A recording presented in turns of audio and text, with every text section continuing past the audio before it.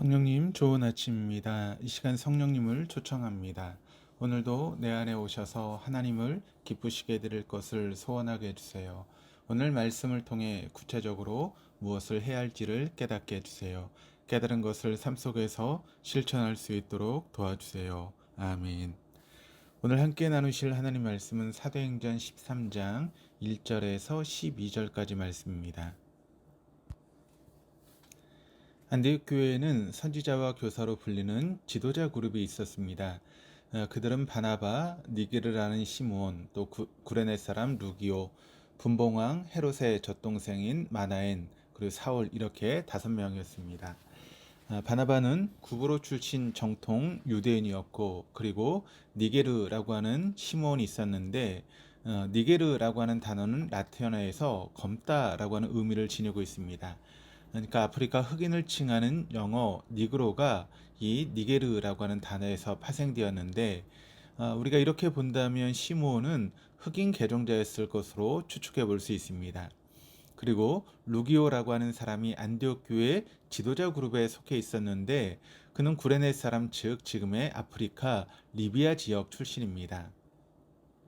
마나에는 분봉왕 헤롯의 젖동생이라고 하는 수식이 붙어 있습니다. 다시 말해 헤롯과 어릴 때부터 함께 양육받고 자랐다라고 하는 말인데, 비록 경제적으로 사회적으로 부유한 귀족적인 환경에서 자랐을지 몰라도 불의한 지배 계층 출신입니다. 사울은 어떻습니까? 그 역시 초대교회를 심하게 핍박하던 자였습니다.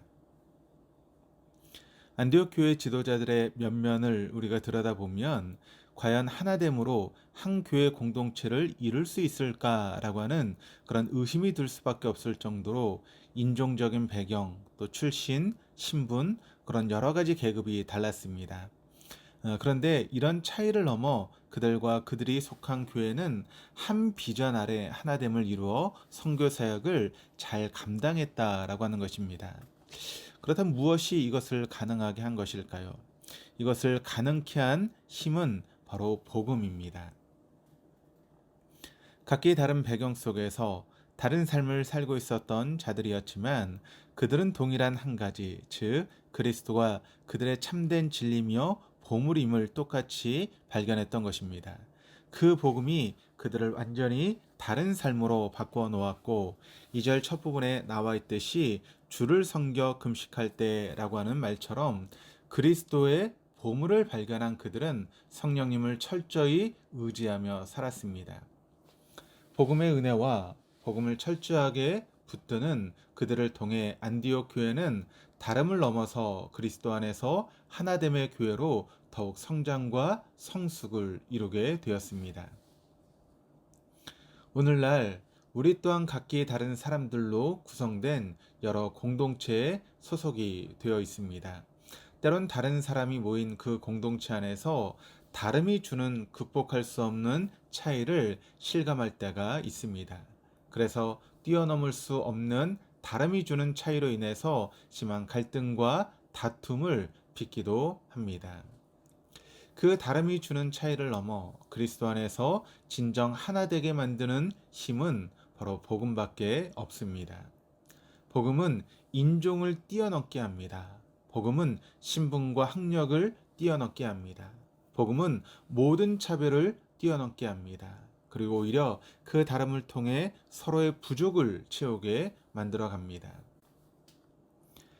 우리에게 주어진 그 복음을 철저하게 붙들면, 다시 말해 성령님을 힘입어 복음의 본질대로 살아가면 우리는 우리의 환경과 상황을 넘어 하나 되게 하시는 복음의 능력을 발견하게 될 것입니다. 안디옥 교회 성도들은 지도자 그룹을 중심으로 하나됨을 이루어 주를 섬겨 금식하며 기도하였습니다. 그때 성령님의 한 음성을 듣게 되었습니다. 바나바와 사울을 따로 세우라고 하는 말씀이었습니다. 그들은 다시 금식하고 기도한 후에 두 사람에게 안수하여 선교를 위해 떠나 보내었습니다. 성령님의 보내심을 받은 두 사람은 먼저 구브로 섬으로 들어가 그 섬 도시 중의 하나인 살라미에서 하나님 말씀을 전했습니다. 그리고 섬을 횡단하며 복음을 전하던 중에 마침내 바보라는 도시에 도달하게 되었습니다. 그런데 그곳에서 거짓 선지자 마술사인 바예수라고 하는 사람을 만나게 되었습니다. 당시 바보라는 도시는 음란과 부도덕의 대명사였던 여신 비너스를 숭배로 유명한 곳이었습니다. 그러니까 미신이 성행했던 당시 그곳에 거주하던 대부분의 고위층 인물들은 개인 마술사를 두었습니다. 이런 마술사는 점을 치거나 신비한 마술로 사람들을 미혹하여 돈을 벌던 사람들이었습니다. 거짓 선지자 마술사 바예수라고 하는 사람은 총독 서기오 바울의 개인 마술사로 그 총독의 수하에서 거짓 예언을 하며 상당한 부와 권력을 누리고 있었던 자였습니다. 그런 그에게 위기가 찾아오게 되었습니다. 오늘 본문 7절입니다. 그가 총독 서기오 바울과 함께 있으니 서기오 바울은 지혜 있는 사람이라 바나바와 사울을 불러 하나님 말씀을 듣고자 하더라. 마술사가 모시던 총독 서기오 바울이 바나바와 사울을 불러 하나님 말씀을 듣고자 한 것입니다. 만약 총독이 이 계기로 기독교를 믿게 되면 마술사 자신의 부와 권력은 끝이 나게 된다라고 생각했던 것 같습니다. 그러자 그 마술사는 바나바와 사울을 대적하여 총독이 믿지 못하도록 하려고 애를 썼습니다. 이에 대해 바울이라고 하는 사울은 이렇게 대응했습니다. 오늘 본문 9절에서 11절까지의 말씀을 세 번역으로 읽겠습니다. 그래서 바울이라고도 하는 사울이 성령으로 충만하여 마술사를 노려보고 말하였다. 너 속임수와 악행으로 가득 찬 악마의 자식아, 모든 정의의 원수야. 너는 주님의 바른 길을 굳게 하는 짓을 그치지 못하겠느냐. 보아라, 이제 주님의 손이 너를 내려칠 것이니 눈이 멀어서 얼마 동안 햇빛을 보지 못할 것이다. 그러자 곧 안개와 어둠이 그를 내리덮어서 그는 앞을 더듬으면서 손을 잡아 자기를 이끌어줄 사람을 찾았다. 바울은 성령님의 능력으로 그 마술사가 더 이상 복음을 가로막는 행위를 하지 못하도록 눈을 어둡게 함으로 그를 제압했습니다. 그러자 이 모든 장면을 지켜보던 총독은 그 일어난 일을 보고 주님을 믿게 되었고 주의 가르치심을 놀랍게 여기게 되었다라고 본문은 말해주고 있습니다. 이 사건 또한 복음의 능력을 보여주고 있습니다. 복음은 다른 그 어떤 것으로도 막을 수 없습니다. 복음보다 강력한 힘은 없습니다. 어쩌면 이 사실을 누구보다 잘 알고 있음에도 우리는 여전히 복음이신 예수 그리스도를 전적으로 의지하지 못하고 있지는 않습니까? 세상에 능히 이기고 승리할 그 복음의 힘을 은혜로 받았음에도 그 복음의 강력함을 경험하며 살지 못하고 있지는 않습니까? 우리가 한 손으로는 예수 그리스도를 붙들면서도 또 다른 한 손에는 세상의 것을 움켜잡고 그것 또한 의지할 대상으로 여기기에 복음의 강력한 힘을 경험하기 어려운 것입니다.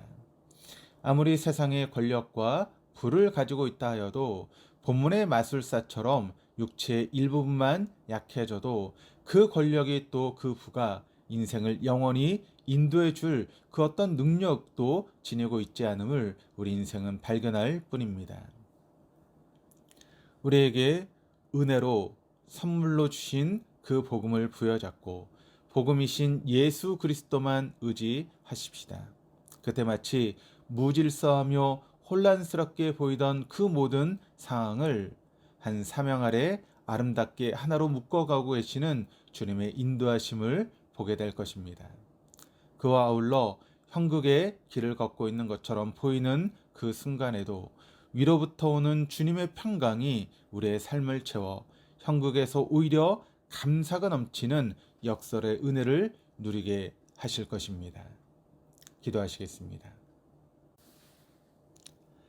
하나님, 인생의 작은 파도만 쳐도 세상이 진정한 피난처가 되어줄 그 어떤 능력도 지니고 있지 않음을 고백하고 또 되뇌이지만 그럼에도 여전히 의지할 수 없는 그곳으로 안정감을 누리려고 하는 어리석음을 반복하는 우리의 나약한 인생을 보게 됩니다.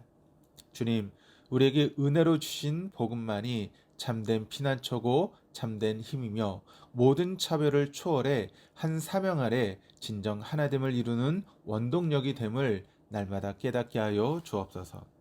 우리의 삶에 그 복음을 더 깊이 부여잡게 해 주시옵소서. 오늘도 복음이신 주님으로부터 오는 평강이 온갖 혼돈 속에 있는 우리에게 넘쳐 감사와 소망으로 이어질 수 있도록 인도하여 주옵소서. 감사드리며 예수 그리스도 이름으로 기도드립니다. 아멘.